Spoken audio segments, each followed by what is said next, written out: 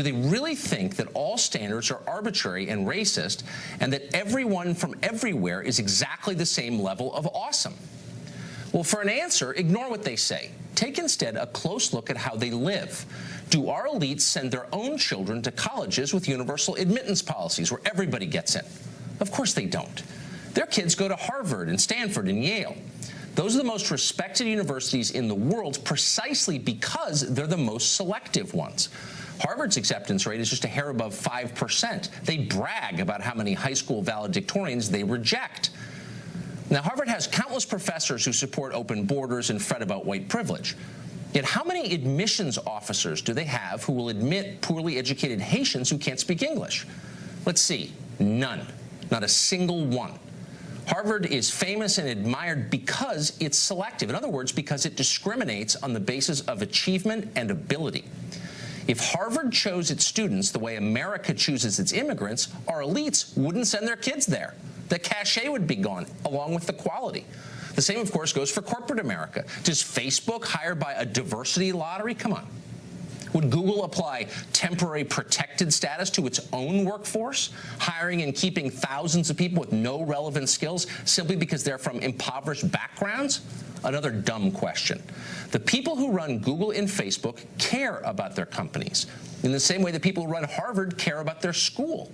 The one thing none of them care about is America, which is why they're demanding standards for our country they would never apply to themselves.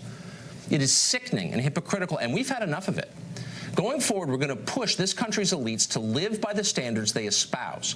If America must give citizenship to 11 million undocumented immigrants, Harvard ought to give free tuition to 1,100 undocumented students. If it's okay to sneak into your city illegally and use the public services, why is it wrong to live in a dorm at Princeton without being enrolled? Jeff Bezos thinks it's immoral to send dreamers back to their own countries. Okay, why shouldn't Bezos give a few thousand of them high-paying corporate jobs at Amazon? Well, of course he should, immediately. The truth is, our ruling class supports our current immigration policy because for them, it's all upside. They're not standing in line in crowded emergency rooms or sending their kids to chaotic public schools or competing for jobs with people who will work for less than they will. For them, open borders mean cheaper labor and bountiful household help. And above all, the sense that unlike you, they're good people. They care. They're not bigots like those voters in Kentucky and Ohio. What our rulers need is a strong dose of reality, a sense of what their policies mean for everybody else. So let's give them that. You can send your ideas to us on Twitter. You can do that by sending your tweet to @TuckerCarlson. We're interested in what you think. In the meantime, we're joined tonight by Cesar Vargas. He's both an illegal immigrant and an attorney in New York. Mr. Vargas, thanks for coming on. Tucker, Happy New Year. Happy New Year. So it's a pretty simple calculation. Why not treat America like you really cared about it? Our policymakers treat it with maybe half the care that Harvard treats its school with and say, we're going to try and figure out which immigrants are going to be the most successful. It's not about race, but it is about the massive amount of data we have on how people do once they get here. And people who are more likely to succeed will get preference, and those who are less likely to succeed won't. What's wrong with that?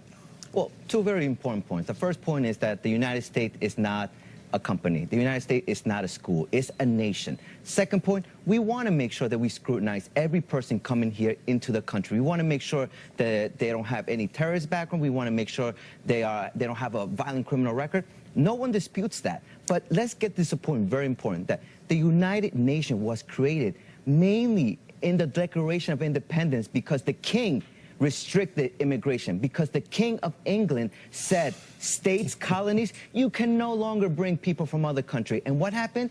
American Revolution, a beautiful idea of this nation came about. So this is not about the Revolution was spurred because King George was a restriction on immigration. Okay, that's a whole history. other show where I try to educate you. Independence. Okay. All right, okay. But let's just back up a little bit. You said that the two standards we need to apply are people aren't terrorists and they don't have a criminal record. Would you apply those standards in your own life to anything? I'm going to hire this person, I'll let him into my school, I'll marry this person, just as long as this person doesn't have a terror background or a criminal record. Shouldn't we aim a little bit higher than that if we really cared about the country?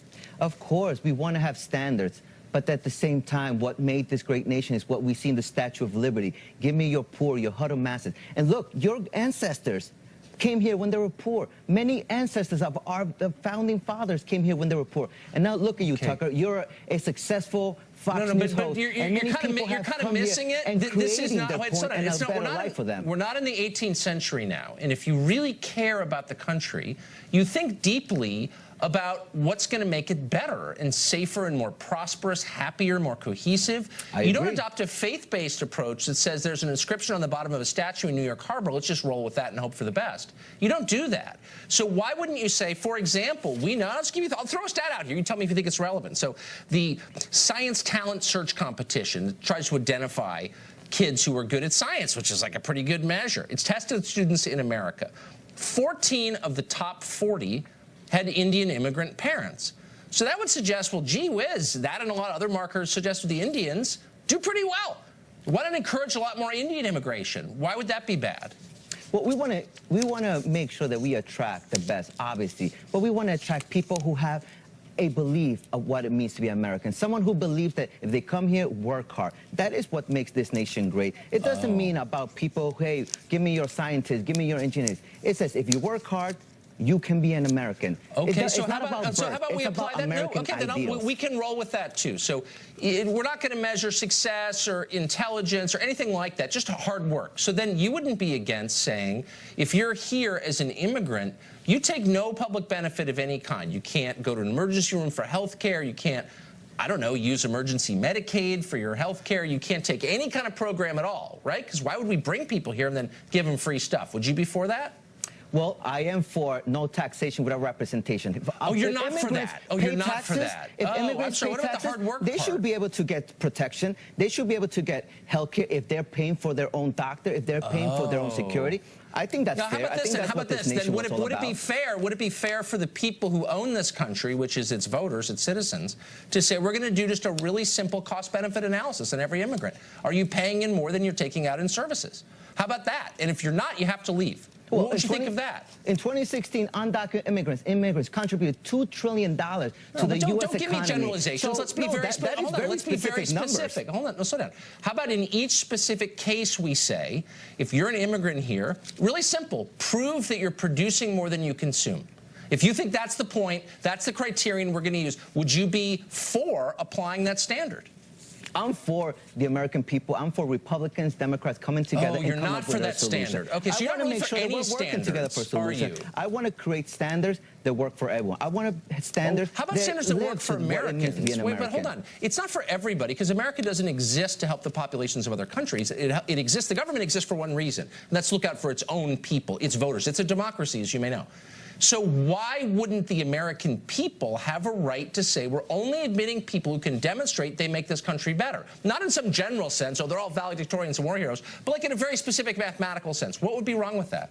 Because this nation is such a great place, because we have allowed the poor, the people who were hungry back there. Your ancestors were poor. Your ancestors of your viewers. Well, you don't know anything about my ancestors, for one thing. But that's kind of not the point. It's about my ancestors what we wanted the future of this country to be. Listen, for me, I want to make sure that I'm here as an attorney representing veterans. I'm representing military families. Okay, Why? come on. It's not because I want to be able to. Let's have a rational conversation. No, hold on. You're capable of conversation. No, you're capable of it. Let me ask you a really simple question. If more immigration always makes the country richer, then why does the state with the most immigration, which is California, keep getting poorer? It now has more poverty than any state. 1 out of 5 Californians is poor. If immigration makes us richer, why is California getting poorer? What's the answer to that, I wonder? Well, I would just say that California has a surplus of more than $10 billion into their state economy. Why? Because many factors, but because it's a welcoming state. So well, California, wait a second. No, but hold on. California's gotten poorer. 1 in 5 Californians is poor. That was not the case when I grew up in California. It has the most immigration. So if immigration always makes us more prosperous, why is the opposite happening in California? It's a very simple question. Well, I think there is many factors. I don't think it has to do with immigration. I think it has to do with the fact that we need to manage budgets right. And I think Republicans and Democrats would agree on that. So immigrants is not just they have nothing to do with it. Even though California is now poorer than Mississippi, immigration, which is the main thing that separates California from Mississippi, has no role in that because why? Do you have data on that, or you just kind of don't want to admit it like everyone else? Well, I also don't think that we have data to blame immigrants for every problem of the world. No, we're giving them credit for every success. We're saying this country's rich because of immigrants. Here's a state with the most immigrants. Why is it the poorest state? I mean, am I being crazy? I think it's a fair question. Well, I also say that California has a surplus. Right now, the economy is doing very well. And why? Because many of immigrants. So I could always also say that immigrants are, California is doing great because of immigrants, but there's many factors into play. But I would just say, Tucker, that, you know, at the end of the day, our nation is about statute of liberty. Our nation is about us having an economy where people How about can be this? Why don't we stop with the magical thinking and get real? Because things are changing really fast in this country, and we care about our country. Absolutely. We want it to be the best it can be. And the point is not to make other countries happy. It's to protect our people. So I hope you'll give us a pass on trying to think that through in a rational way. Let's work together on this. All right. Cesar, thanks for joining us. Thank you so much, Chris.